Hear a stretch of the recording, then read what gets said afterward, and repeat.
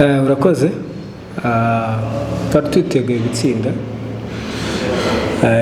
ariko reba uburyo twatangiye umukino organisation yacu ko yari imeze offensivement defensivement twari tumeze neza tuza kugira n'amahirwe tubona igitego kuri balle arrêtée turakijera imitirangira ari igitego kimwe ku busa so mita ya kabiri twaje dushakisha igitego cya sécurité ibyakunda adversaire abona amahirwe amwe ikireza ko ari nawe yabonye muri match ayabyaza umusaruro so twagerageje gupushinga kugira ngo dushakishe igitego cya kabiri biranga no umupira w'amaguru niko bimeze ubu byamagaju bibaye amateka shampiyona ni marato tugiye gutegura igikombe cy'amahoro hanyuma noneho turebe ko twagitsinda hanyuma noneho tubone gutegura match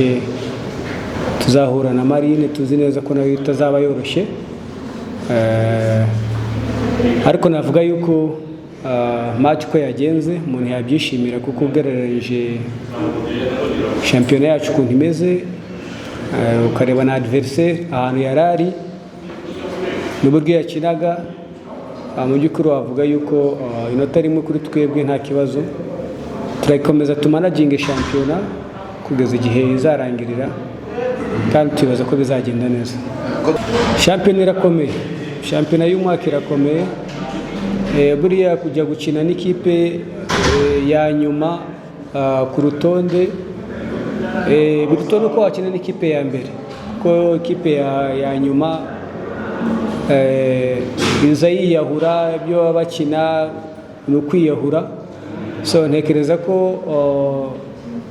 twebwe icyo tugomba gukora ni ikintu gutekereza ku biri imbere kurusha uko dutekereza ku byahise ariko mu by'ukuri namwe nk'abasesenguzi namwe wenda mufite ukuntu mubibona ariko ngewe nk'umutekinisiye ndabona ko shampiyona itoroshye uyu mwaka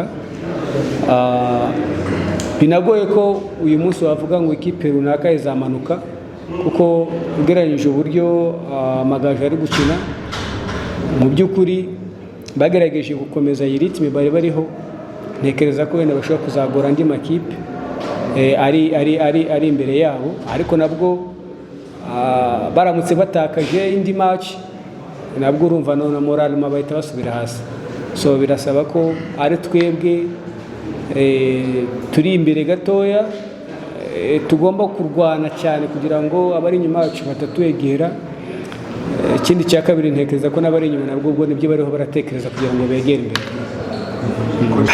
ibanga ni ugukora ni akazi kacu ni umupira w'amaguru ni ugutoza iyo ugize amahirwe abo utoza bakabasha kumva ibyo wifuza buri muntu wese aba afite style yiwe yifuza gukinamo umupira iyo ugize amahirwe ukabona abakinnyi uko kuba ushobora kugira uburyo bwo gukina no kubona abakinnyi bashobora gukina ibyo wifuza gukina ni kimwe so twe twagerageje kugira amahirwe tubona abakinnyi bashobora kudufasha gukina mu buryo twifuza ko bakina kandi ndatekereza ko birabagenda neza naho ubundi abavugaga ko tuzamanuka buriya Imana ntekereza ko ariyo imenya iby'ejo umwana w'umuntu ashobora kwivugira akivugira ariko Imana yo bifite ibyo yapanze umupira w'amaguru no gukora ntago ari izina kuvuga ngo Gicumbi kiki zamanuka ushobora kuzasanga wenda amakipe wenda afite amazina ariyo yamanutse Gicumbi wenda gasigara mu cyiciro cya mbere.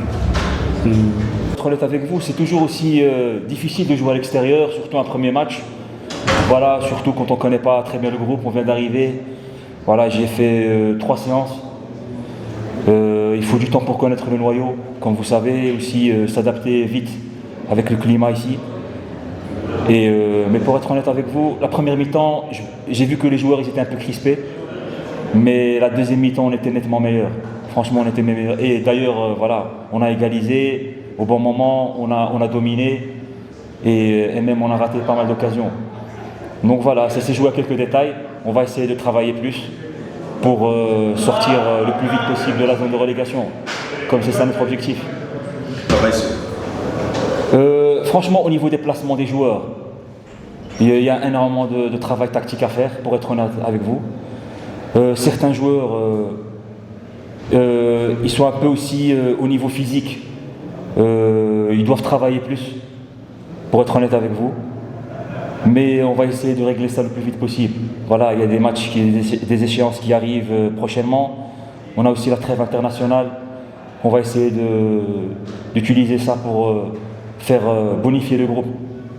La plupart des coachs, quand ils arrivent, ils ont envie de parler à toutes les personnes pour comprendre ce qui se passait, ce qui manquait, ce qu'ils veulent, comment est l'atmosphère à Managua.